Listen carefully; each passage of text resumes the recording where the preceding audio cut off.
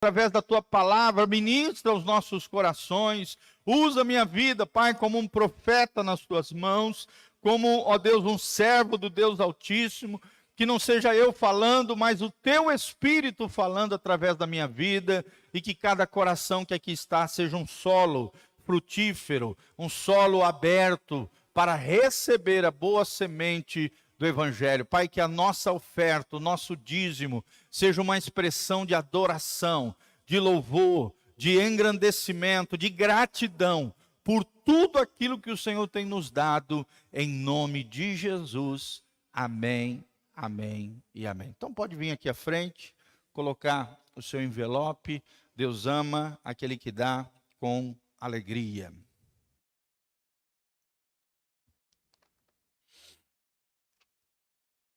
Glória a Deus.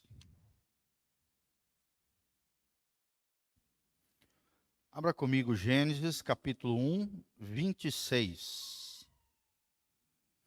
Pode se sentar. Gênesis 1, 26.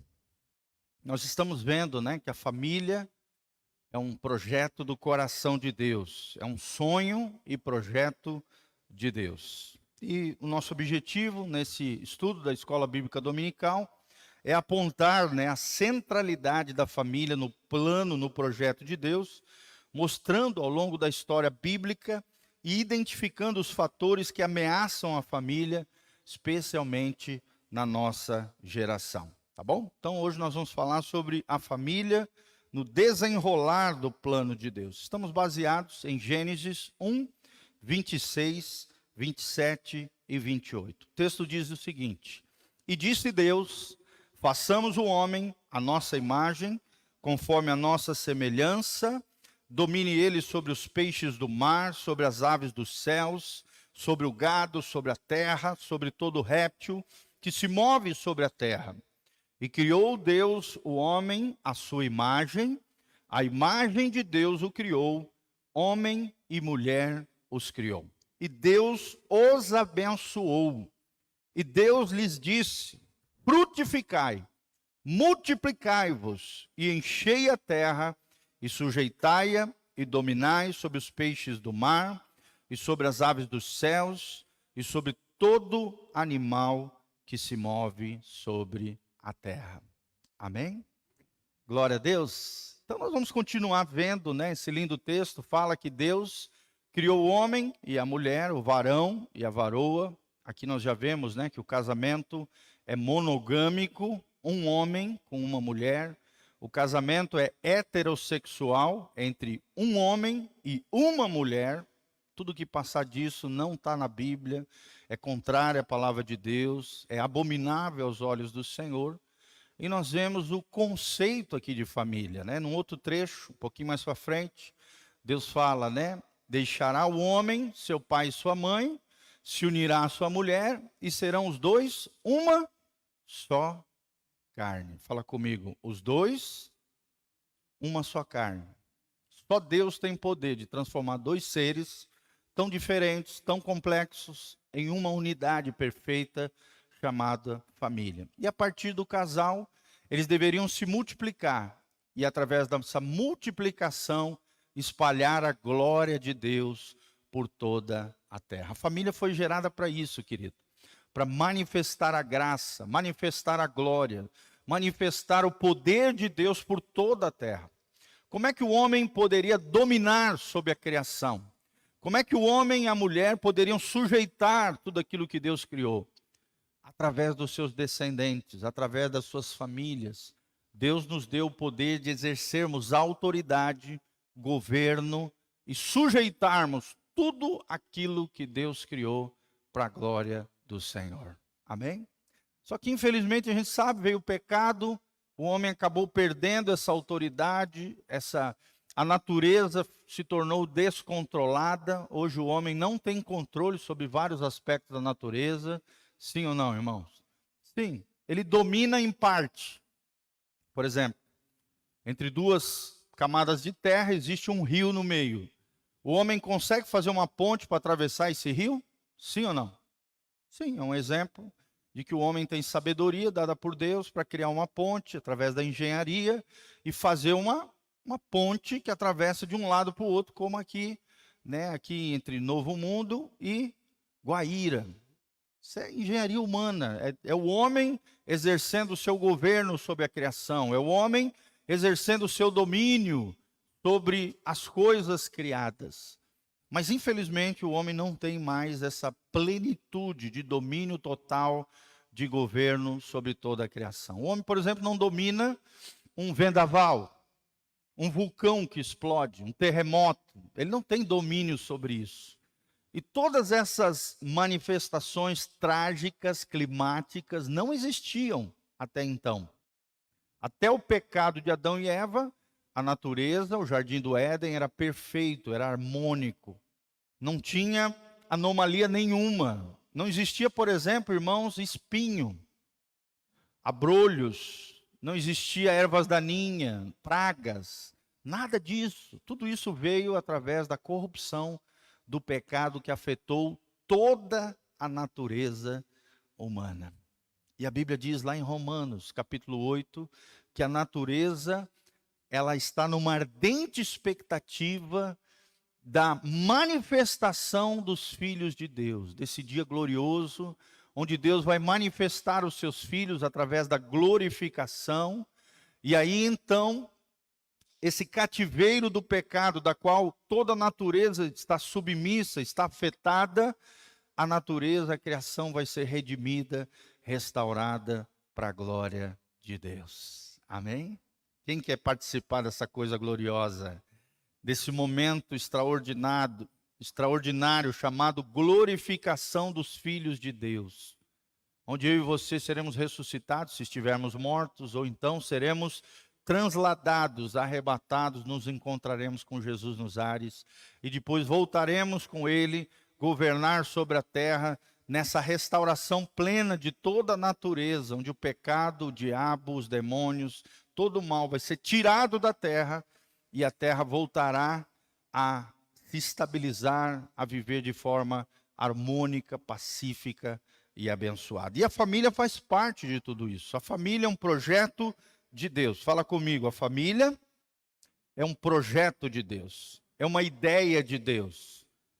Glória a Deus. Então nós vemos isso, a partir do Éden, desde aqui, né, Gênesis 1, 26, 27, 28, mesmo após a queda do homem, Deus passa a usar as famílias para levar avante o seu projeto de encher a terra com sua glória. Fala comigo, a família foi criada por Deus para a glória de Deus.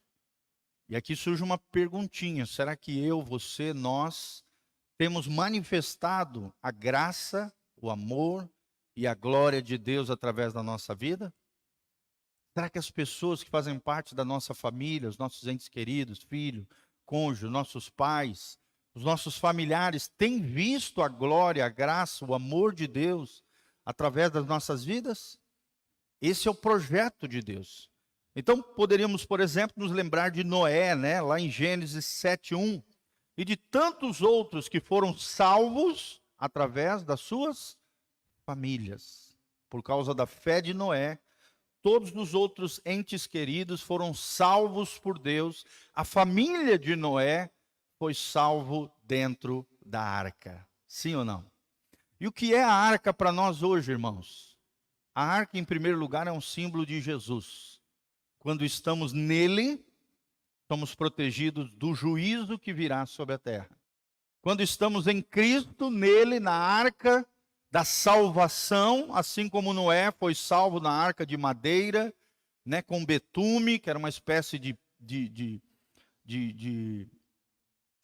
pinche, né, que a gente usa hoje nas estradas, que fechavam ali as laterais da madeira para que não entrasse água. Da mesma maneira que ele foi salvo através da arca, eu e você somos salvos se nós mergulharmos, se nós entrarmos, se nós nos posicionarmos em Jesus de Nazaré. Amém? A igreja também, a comunidade de fé também é uma arca, porque é ali que nós adentramos dentro dela, ouvimos as boas novas de Jesus e somos salvos através do poder do Evangelho. Sim ou não? É ali que nós conhecemos o Cristo, né? É ali que a fé é exercitada em comunhão. A igreja também é um símbolo da arca de Deus. E interessante que Deus, lá em Gênesis 7, salva não só Noé, mas salva Noé, sua esposa, seus 3 filhos e as esposas dos seus filhos. Nós vemos aqui um projeto de salvação para a família. Abraão, por exemplo, ocupou um lugar especial dentro do coração de Deus também. Deus lhe fez uma promessa de, através dele, abençoar todas as famílias da terra, através dos seus descendentes. Projeta lá, Miguel. Gênesis 12, 3. Gênesis 12, 3. Olha o que diz o texto sagrado. Vamos ler desde o 1 aqui. Gênesis 12, 1, chamamento de Abraão. Deus fala para Abraão: ora, Senhor disse a Abraão, sai da tua terra, da tua parentela, da casa de teu pai, para a terra que eu te mostrarei, e far-te-ei uma grande nação, e abençoar-te-ei, e engrandecerei o teu nome, e tu serás uma bênção. Quem quer ser bênção aí nas mãos de Deus? Glória a Deus. Vira para o irmão que está do seu lado e fala, aponta para ele e diz: você será uma bênção. Você será uma bênção, Eduardo. Amém? Você, Beth, será uma bênção. Neide, vocês serão uma bênção. Olha o desejo de Deus. Não é só nos abençoar, mas é nos tornar nele uma bênção em favor de outras pessoas. É lindo, gente. Só sermos abençoados é muito pouco, é egoísmo da nossa parte. Deus nos abençoa porque Ele tem um propósito. Através de nós sermos bênção para outras pessoas. Da mesma maneira, o favor de Deus, a bênção, a prosperidade, vem para você, para que através de você, Deus abençoe várias e várias pessoas. Ontem mesmo estava jantando com 2 empresários, e eu falei isso para eles, né? Eu falei: irmãos, vocês são tão abençoados, tão prósperos, são empreendedores. Tinha um mesmo, tinha mais de 1000 funcionários. Eu falei: Deus é tão tremendo que através da tua vida, você, através do favor de Deus na tua vida, você abençoa mais de 1000 famílias. Olha que coisa linda. Aí ele começou a chorar. Olha que coisa linda, como você é abençoado. Eu sei que você tem muita luta, muita dificuldade, não é fácil ser empresário no Brasil, não é verdade? Tantos embaraços, tantas situações adversas, eles mesmos estavam me contando algumas situações, às vezes calúnias, funcionários que se levantam com mentira contra eles, falando inverdades, coisas que não são verdades para extorquí-los e de alguma maneira afetar suas empresas, seus negócios, né? E eu falei para eles: irmãos, compreendam que Deus, o Senhor, tem exercido esse favor, essa bênção, para que através da sua vida, muitas e muitas famílias sejam abençoadas.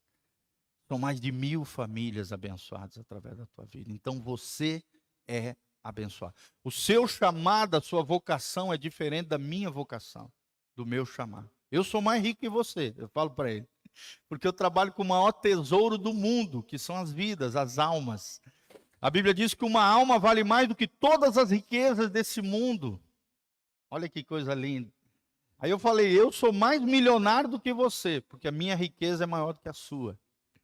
Eu estou aqui cuidando da sua vida, eu estou aqui ministrando para você, querido. Olha que bênção. Mas compreenda que você também é uma bênção nas mãos do Senhor. Amém, querido? Compreenda isso, compreenda que tu serás uma bênção. Eu quero profetizar isso sobre a tua vida. Você será uma bênção no nome de Jesus. Você será um agente de graça em nome de Jesus. Você será cheio do Espírito Santo em nome de Jesus. Você será um instrumento da glória de Deus, da graça de Deus, do amor de Deus. Tu serás uma bênção em nome de Jesus. E aí vem o versículo 3. Que é a chave do que nós estamos falando. Dentro desse projeto do coração de Deus, olha o que Deus diz no versículo 3. E abençoarei os que te abençoarem. E amaldiçoarei os que te amaldiçoarem. E em ti serão benditas todas as famílias da terra. Olha que coisa linda, gente. Através da vida, da fé de Abraão, Abraão se torna o pai da fé. Da sua linhagem vem o Messias, vem Isaque, depois vem Jacó, depois vem as 12 tribos de Israel. Das 12 tribos vem a tribo de Judá vem seu descendente direto, Davi. Da semente de Davi vem quem? O filho de Davi, Jesus de Nazaré. São 14 gerações, de Adão até Abraão. 14 gerações, de Abraão até Davi. 14 gerações, de Davi até Maria e José. Glória a Deus. Olha que coisa linda, irmãos. A bênção de Abraão continua permeando o mundo espiritual. E aqueles que vivem a vida de fé, a vida de Deus, aqueles que honram o Senhor com a sua vida, eles se agarram nessas promessas de Abraão. Porque a Bíblia diz lá em Gálatas que nós somos filhos de Abraão mediante a nossa fé. Amém? Quantos filhos de Abraão nós temos aqui nesse lugar? Se falarem mal de você, se te amaldiçoarem, se fofocarem da tua vida, se te caluniarem, não te preocupe, irmão. Se você é um filho de Abraão, se você está debaixo da promessa de Abraão, Deus vai amaldiçoar quem te amaldiçoar. E quem te abençoar, será abençoado por Deus. Por isso nós não podemos tocar nos filhos e filhas de Deus. Não podemos ficar fofocando da vida dos outros, caluniando, falando mal uns dos outros, porque você está falando da menina dos olhos de Deus. Você está falando de um filho de Deus, de um filho de Abraão. E o filho de Abraão é protegido pelo próprio Deus. Uma filha de Abraão é protegida pelo próprio Deus. Se você amaldiçoar ele e ela, Deus vai amaldiçoar você. É o que diz o texto sagrado. Não vale só para Abraão, mas para todos os seus descendentes. Todas as promessas de Abraão são válidas para todos os descendentes de Abraão. Em ti serão benditas todas as famílias da terra. Deus é um Deus de família. Deus é um Deus que restaura todas as coisas. Deus é um Deus que renova todas as coisas. Deus é um Deus que quer te abençoar. Amém? Abençoarei os que te abençoarem. Tu serás uma bênção. Eu tomo posse dessa palavra em nome de Jesus. Eu quero ser uma bênção na vida de vocês. E que vocês sejam uma bênção também no reino de Deus, para a glória de Deus. Então isso é tremendo, irmãos. Uma família abençoando todas as famílias do mundo, todos os povos, né? Uma família que gerou uma nação, a nação de Israel, que se tornou o testemunho da glória de Deus para todos os povos que se seguiriam. Eis aí um resumo do que Deus está fazendo na história de geração após geração. Amém? Deus continua levantando homens e mulheres para a glória de Deus. Deus continua levantando homens e mulheres para manifestarem a graça, a glória, o amor de Deus através das famílias de Deus. E isso é tremendo, isso é maravilhoso.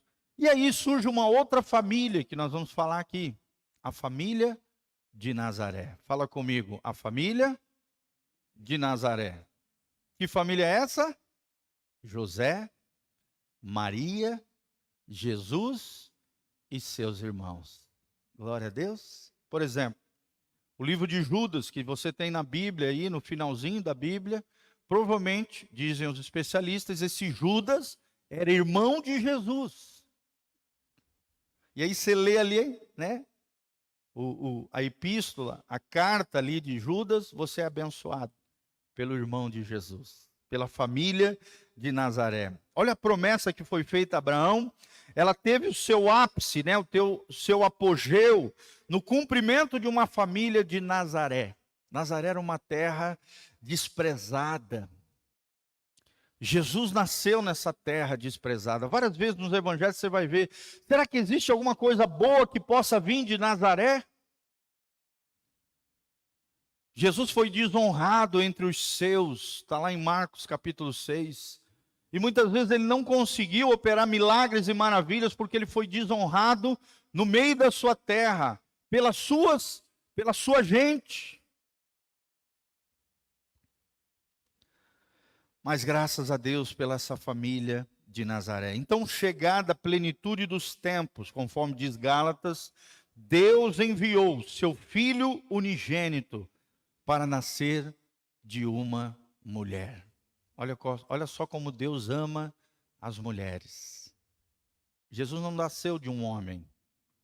Jesus nasceu de quem? De uma mulher. Quem foram as primeiras que viram Jesus ressurreto? Foram homens? Foram mulheres. Olha como Jesus trata com dignidade, com amor, com respeito, honra as mulheres. As mulheres têm um lugar especial no coração de Deus. Não que os homens não tenham, mas a gente vê que naquela época, irmão, a mulher era um artigo, era uma coisa de segunda classe, era um mero objeto na vida dos homens. Se não fizesse o que queria, não fritou o ovo direito, tchau. Eram menosprezadas. Quando se nascia uma menina, não havia festa nas casas. Mas quando se nascia um filho varão, se festejava. E muitas culturas até hoje, por exemplo, na China, alguns países orientais, é assim. As mulheres são menosprezadas, mas Deus não menospreza as mulheres, pelo contrário. O Filho de Deus veio, foi gerado dentro de um ventre feminino, de um ventre de uma mulher, da Virgem Maria, a fim de cumprir toda a sua vontade na plenitude dos tempos. O Filho unigênito de Deus nasceu de uma mulher. Assim, Jesus veio à luz e cresceu no seio de uma família humilde e temente a Deus. A família de Jesus não era rica, não era abastada, não era cheia de posses. Jesus nasceu numa manjedoura, nasceu num estábulo, no meio dos animais. Não foi no Albert Einstein, não foi no Sírio-Libanês, foi num estábulo.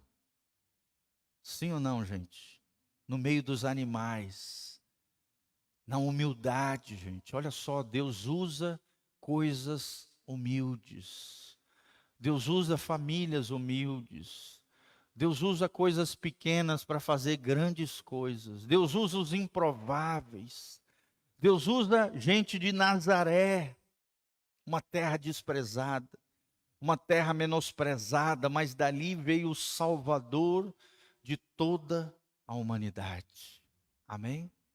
Então Jesus pode usar você, pode usar eu, pessoas simples, pessoas que, se houver humildade no nosso coração, temor de Deus, assim como existia nessa família, eu creio que Deus não escolheu de forma aleatória, não.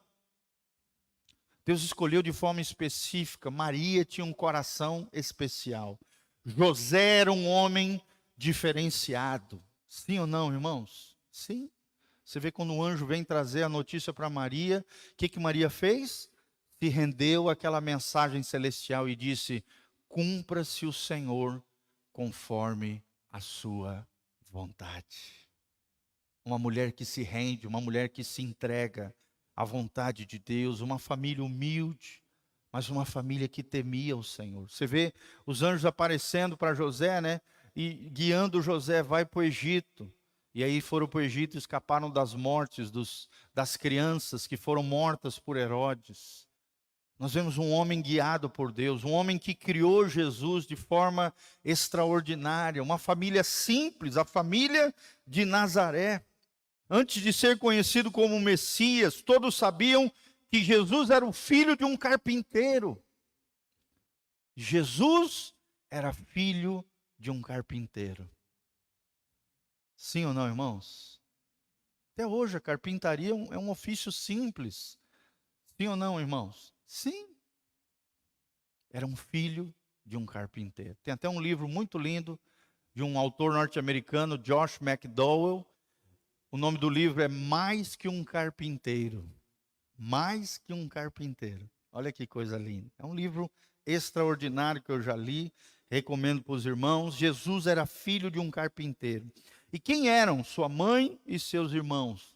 Está lá descrito em Mateus 13, 55. Os laços familiares foram as primeiras coisas mais evidentes na vida de Jesus. E na nossa também, irmãos. Às vezes a gente tem tendência a valorizar os de fora e menosprezar aqueles que são de dentro. Sim ou não? Sim.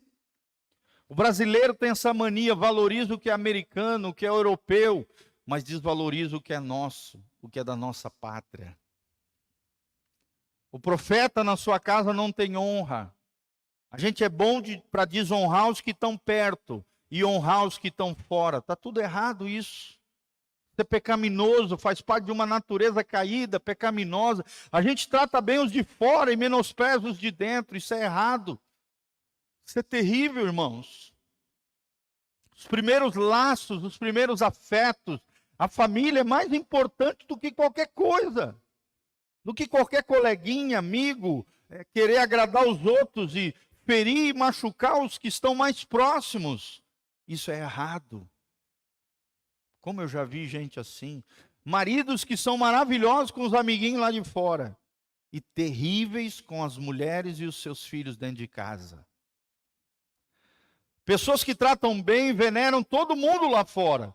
Mas menosprezam, maltratam, ofendem e ferem os de dentro. Isso é terrível, irmão. Nós não podemos ser assim. Aquele que não cuida dos da sua casa, diz a palavra de Deus, Paulo fala isso a Timóteo, é pior do que o incrédulo.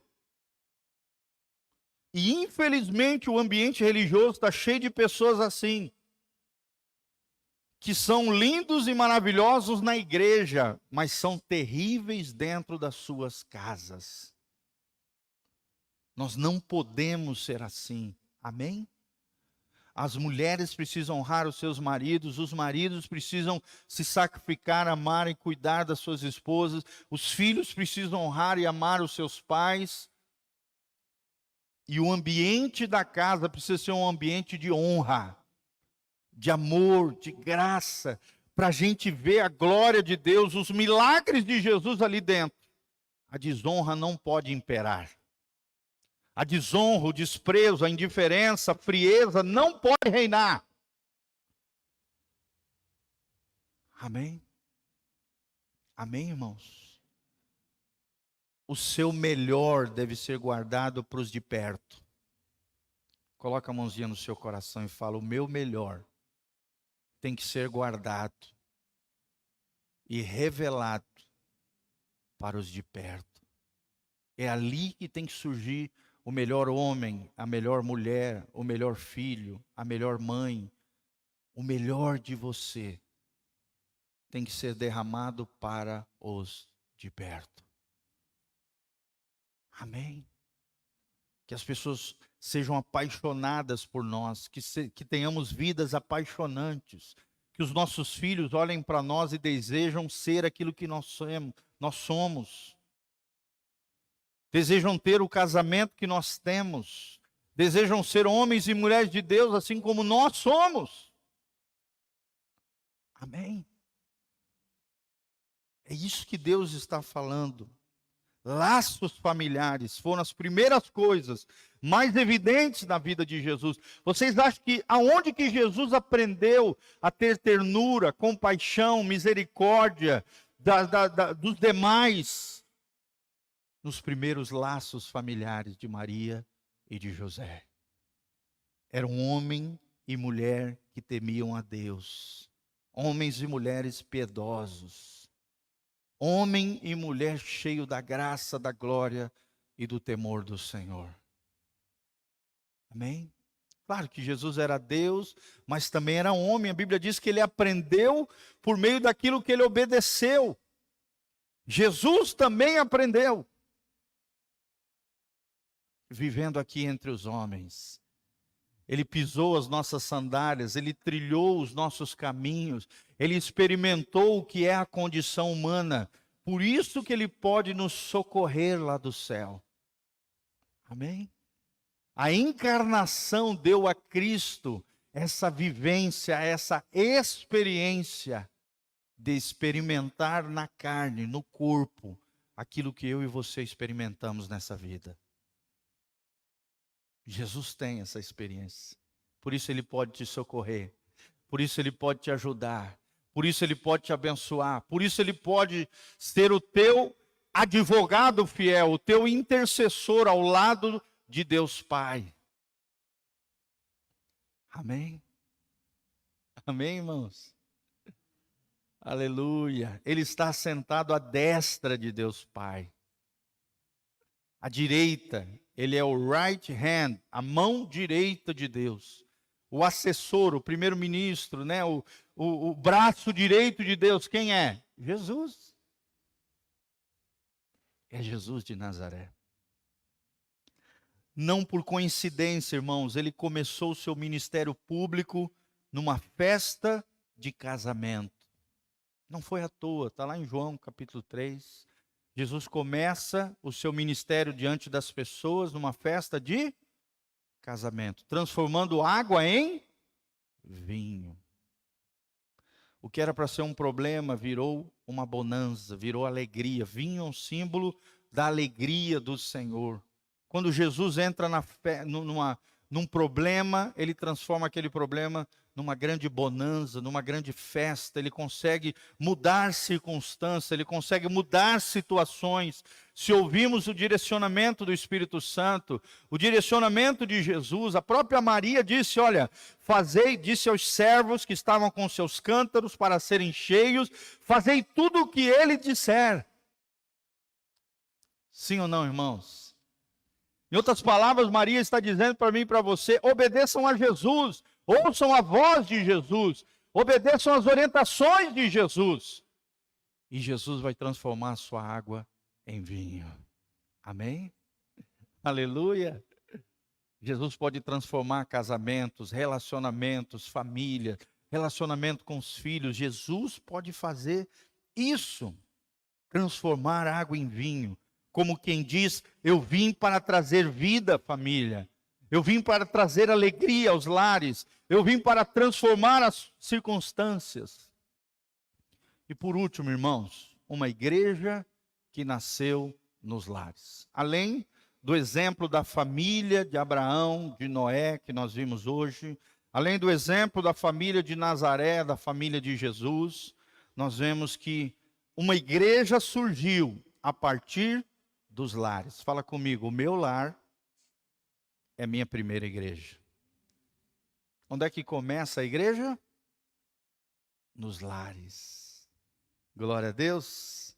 Abra comigo, Atos 2, 42. Você vai ver como que começou a igreja primitiva.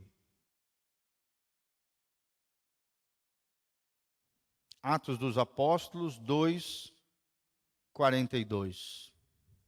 Como é que viviam os novos cristãos? Como é que a igreja, caminhava naquele tempo, logo depois do Pentecostes? Se você observar aqui o contexto, capítulo 1 relata alguns feitos sobre Jesus, os primeiros movimentos da igreja primitiva. Capítulo 2, veio um vento impetuoso e foi derramado entre os cristãos línguas de fogo, línguas de poder, graça, glória. Pedro se levanta, começa a pregar, trazendo à tona toda a revelação de Deus do Antigo Testamento e mostrando àquelas pessoas que aquilo que estava acontecendo fazia parte de um mover profético, o Espírito Santo sendo derramado sobre toda a carne. Mas aí surge a igreja a partir dos lares, uma igreja que nasceu dos lares. Olha o que diz o versículo 42, Atos capítulo 2, e perseveravam na doutrina dos apóstolos, e na comunhão, no partir do pão, nas orações, e em toda a alma havia temor. Muitas maravilhas e sinais se faziam pelos apóstolos, e todos os que criam estavam juntos, tinham tudo em comum, vendiam as suas propriedades e seus bens, repartiam com todos, segundo cada um havia de mistério. e perseveravam unânimes todos os dias no templo, partindo o pão de casa em casa, comiam juntos com alegria, com singeleza de coração, louvando a Deus, caindo na graça de todo o povo, e todos os dias acrescentava o Senhor à igreja aqueles que se haviam de salvar. Amém? Amém, irmãos? Se a gente quer crescer como igreja, o crescimento começa onde? Nos nossos lares, nas nossas casas. Se as pessoas observarem em nós a maneira como nós tratamos o nosso cônjuge, como nós tratamos os nossos filhos, como nós tratamos os nossos pais, elas vão querer isso que nós queremos, que nós temos. Elas vão querer esse Jesus que transformou a sua casa, a sua família, em algo glorioso, amoroso, gracioso. Agora, se eles verem você maltratando o seu cônjuge, maltratando os seus filhos, né, sendo tudo na ponta da bota, na grosseria, estupidez, arrogância, palavrão, eles não vão querer. Você vai ser igual a eles. Sim ou não? Sim. Não vão querer, irmãos. Mas se eles verem você orando pelos seus filhos, abençoando a sua casa, você sendo uma bênção nas mãos de Deus, eles vão querer esse Jesus que transformou você. A igreja começou nas casas. A igreja começa a partir das nossas famílias. Após a morte e ressurreição de Jesus, nasce a igreja. Desde os seus primeiros dias, o ambiente onde a vida de Deus foi liberada era um ambiente familiar. Amém? Fala comigo, um ambiente familiar. Deixa de picuinha. Deixa de criar caso com aquilo que não necessita. Sabe, tem gente que gosta de uma briga, gosta de uma confusão, gosta de uma encrenca. Irmão, quem gosta disso é o diabo. Se você continuar brigando, gerando confusão, facção, briga, toda vez que uma briga, uma confusão, um relacionamento se rompe, se destrói, se deteriora, quem ganha é o diabo, é Satanás.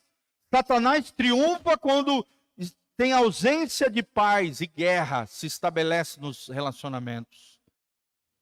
Mas quando a paz impera, o príncipe da paz, que é Jesus, governa, reina.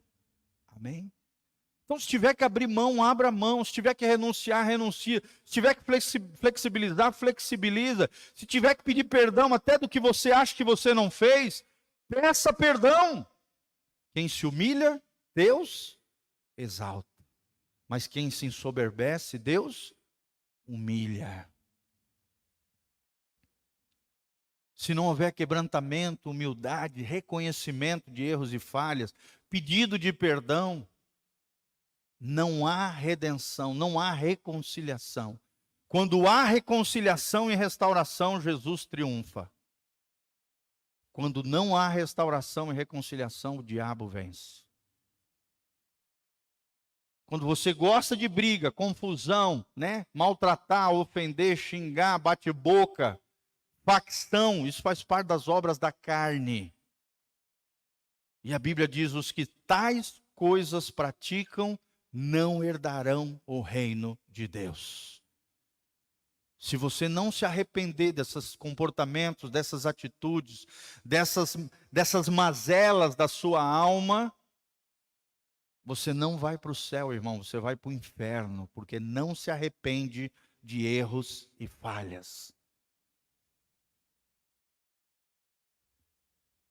Amém? Jesus é o príncipe da paz. Fala comigo, Jesus é o príncipe da paz. O diabo é o rei da confusão, da briga e da destruição. Ele veio para roubar, matar e destruir pessoas, relacionamentos, famílias. Quando o Senhor ainda treinava os seus discípulos durante o seu ministério na Galileia, ele os envia a pregar o evangelho e buscar casas dignas que recebessem a palavra de Deus. Será que a sua casa é digna para Deus fazer um milagre ali, salvar vidas, manifestar a sua graça? Eles aprenderam essa lição. A primeira igreja em Jerusalém nasce nas casas, cultivou hábitos familiares. O homem de Deus é um homem de família, não é um homem de rua. O homem ímpio vive na rua, o homem de Deus vive na sua casa. Ele é pai de família, ele se dedica aos seus filhos e à sua esposa. A mulher de Deus não vive na rua, perambulando, fofocando, falando da vida dos outros, vive andando para lá e para cá nas lojas, saindo, gastando o que não pode. Isso não é mulher de Deus, irmão. Mulher de Deus vive dentro de casa, cuidando dos seus, cuidando do seu marido. Pode até ir na rua, é claro, dentro de uma necessidade, mas não vive perambulando na rua. Homem e mulher de Deus são homens e mulheres de casa. De casa. Amém? De casa. Hábitos familiares. A despeito do crescimento estrondoso das grandes reuniões públicas, era partido pão todos os dias nas casas, que eles se infiltravam na sociedade e ali manifestavam a graça, a glória, o amor de Deus, e isso fazia diferença. Por isso a igreja crescia. Amém? A doutrina apostólica sempre ressaltou o valor da família. Será que nós valorizamos a família? Será que nós lutamos pela família, pela integridade da família? O ensino abundante foi deixado pelos primeiros líderes da igreja para que os lares fossem uma expressão viva do reino de Deus. Fala comigo, que o meu lar seja uma expressão viva do reino de Deus. Fala de novo comigo, que o meu lar seja uma expressão viva do reino de Deus. Esses dias eu estava compartilhando com um empresário, que eu fui lá orar pelos seus negócios numa outra cidade. E eu estava contando para ele algumas marcas que ficaram no meu coração, né, deixadas pelos meus pais.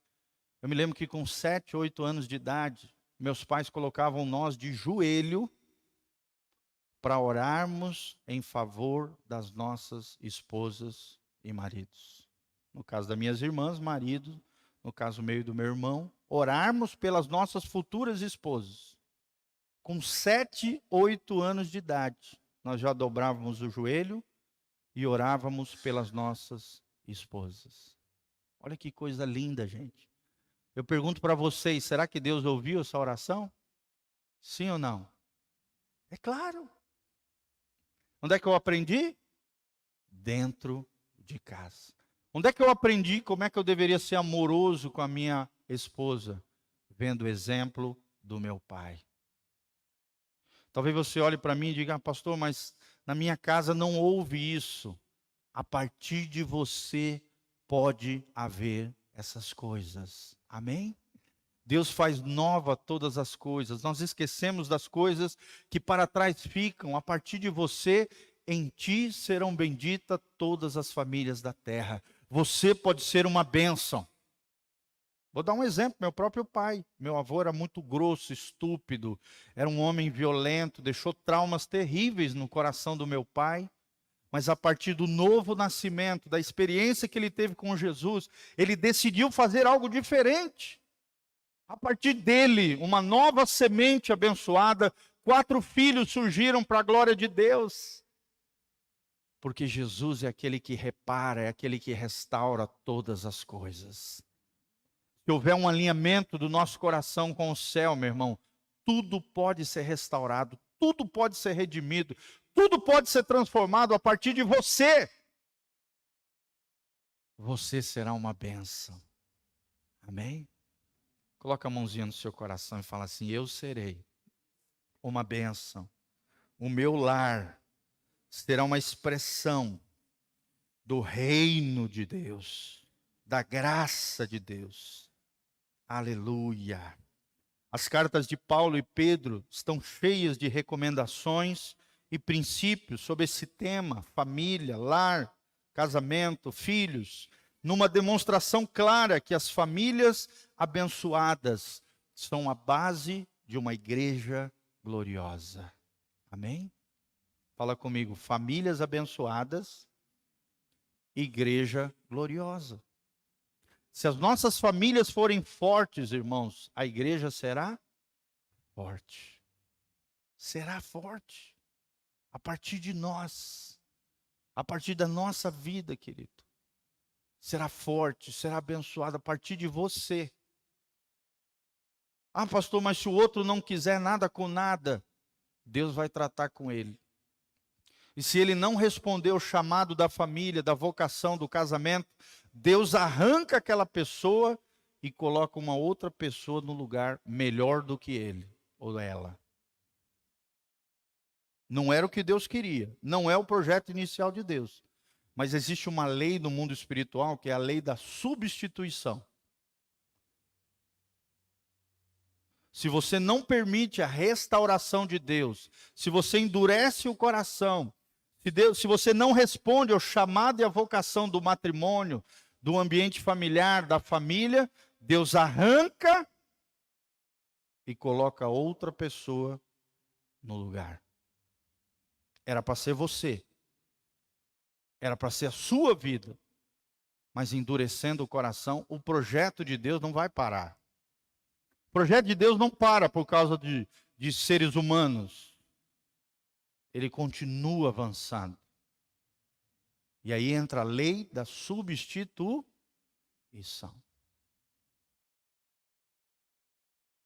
Amém? Deus faz isso. Deus faz isso. Vamos dar um exemplo bíblico. Não de família, mas do projeto de Deus. Por exemplo, Saul e Davi. Quem era para ser o rei de Israel? E através da sua semente, virem os futuros reis de Israel, Saul. Saul não respondeu, desobedeceu, se rebelou contra Deus, não ouviu o profeta. O que aconteceu? Deus arranca o reino de Saul e levanta Davi. Deus levanta Davi. Jesus provavelmente deveria vir sobre a linhagem de Levi, que era a linhagem sacerdotal, de Arão. Mas por causa de Eli, o sacerdote que não cuidou da sua família, a linhagem de Levi foi transferida para Judá. E Jesus se transformou no leão da tribo de Judá. Deus é assim, irmão. Deus é assim. Se você não responder o chamamento de Deus, a obra de Deus, aquilo que Deus quer fazer, não vai parar. Deus arranca e coloca outro no lugar. Seja igreja, seja pastor, seja família, seja qualquer coisa, Deus faz isso. Isso deve gerar temor no nosso coração. Amém? Se eu não amar a Sofia como ela merece, não cuidar dos meus filhos como eles merecem, Deus arranca o pastor Giovanni, ou mata, ou tira, e coloca alguém no meu lugar. Não era para ser outro. Era para ser eu. Mas se eu não responder o chamamento de Deus, Deus me arranca. Irmãos, eu já vi gente morrendo. Eu já vi Deus matando de forma trágica pessoas. Me lembro a história de um líder de louvor que ele vivia caindo em adultério, pedindo perdão para a esposa, caindo em adultério. Pedindo perdão para a esposa perdoava, caía em adultério de novo. Pedia perdão para a esposa perdoou umas 3 vezes. O que aconteceu? Na 4ª vez, foi fazer uma viagem, morreu tragicamente. Um acidente de carro. Não sobrou nada, esfacelou todinho. E Deus levantou outra pessoa no lugar dele. Hoje a irmã está bem, feliz, contente, maravilhosa. Era para ser o cara. Mas o que aconteceu? Não se arrependeu, endureceu o coração, continuou aprontando, mesmo diante da misericórdia e da graça oferecida pela esposa, em meio àquela situação, desprezou o amor, a graça, a misericórdia do Senhor. Aí vem o juízo, irmão. Vem a ira de Deus, o juízo de Deus, com o coração impenitente, a Bíblia diz em Hebreus 10, 26, já não resta misericórdia nem graça, mas sim juízo e expectativa, destruição, terrível juízo de Deus.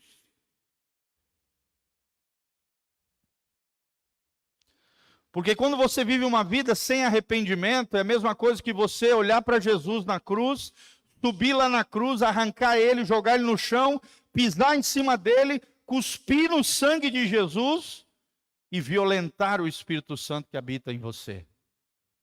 É assim que Deus vê. Leia na Bíblia, Hebreus 10, 29.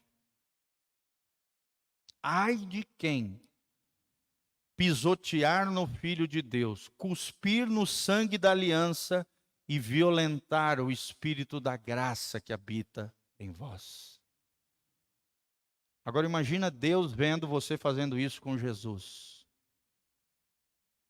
Imagina Deus, a ira que vem no coração de Deus, quando você não se arrepende, quando você endurece o coração e quando você continua pintando, bordando, aprontando, achando que Deus não está vendo e Ele está vendo. Terrível coisa é cair nas mãos do Deus vivo. Deus não se deixa zombar nem escarnecer. Aquilo que o homem semear, isso também ele ceifará. Se semeia na carne, colherá corrupção, destruição, deterioração, condenação eterna. Mas se você semear no Espírito, você colherá a vida eterna. Amém?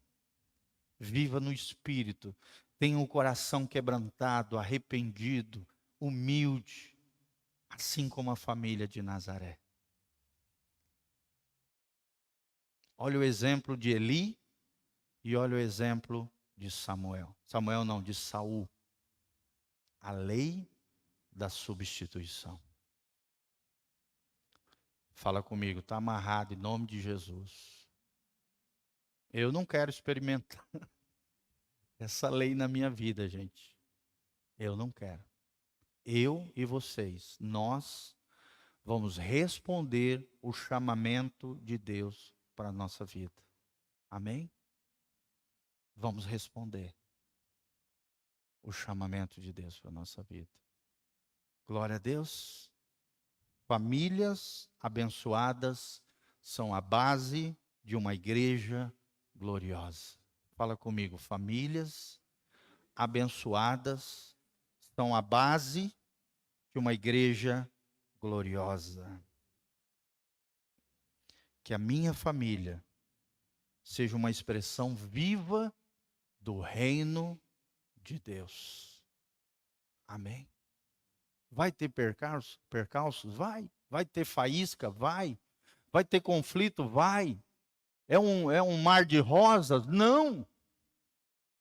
Mas com a graça, a glória e a ajuda de Deus, nós podemos triunfar.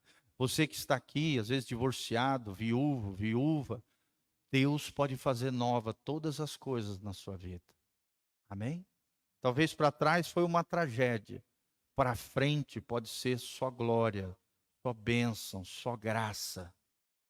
Se você tiver o coração em alinhamento com o céu. Se você escolher sabiamente a lei da substituição, também fala de sabedoria nas escolhas. Não é pegar o primeiro que aparece na frente, a primeira doida, destrambelhada, não. É escolher bem, com sabedoria, com direção, com oração. É Deus direcionando a tua vida e os seus passos. E se não quiser se envolver com ninguém, também não tem problema nenhum. Vou me preparar para o meu noivo, que é Jesus de Nazaré. Glória a Deus. Vou poder servir com mais aptidão, mais liberdade no reino de Deus. Não tem nada de errado também você não querer casar mais. A minha esposa sempre fala isso para mim. Amor, se um dia você partir antes de mim, eu não vou me casar mais. Você pode ter certeza. Vou cuidar dos meus filhos, vou servir ao Senhor. Glória a Deus e amém. Cada um tem uma estrutura, cada um faz escolha. As pessoas são livres para fazer a sua escolha. Não tem nada de errado. A pessoa não querer. Não tem problema nenhum. Paulo era assim. Você sabia disso? O apóstolo Paulo, provavelmente, ou ele era divorciado, ou ele era viúvo. Ele não se casou de novo. Ele ainda fala assim: quisera que vocês fossem como eu. Vocês teriam muito mais tempo para se dedicar exclusivamente ao Senhor. A mulher tem que servir o seu marido e os filhos, mas aquele que não se casa pode se dedicar exclusivamente ao reino de Deus, à seara do Senhor. Não tem nada de errado. Não tem nada de problema. Amém? Glória a Deus. Quem foi abençoado?